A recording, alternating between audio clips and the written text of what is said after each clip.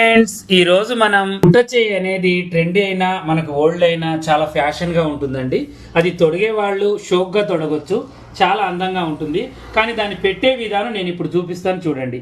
First మనం cutting చేసుకున్న తర్వాత ఏం చేయాలి అంటే, మనం ఎక్కడికైతే బుట్ట పెట్టాలనుకుంటున్నామో అక్కడ ఒక కాటు పెట్టాలి. తర్వాత సెంటర్లో ఇంకొక కాటు పెట్టేసుకోవాలి.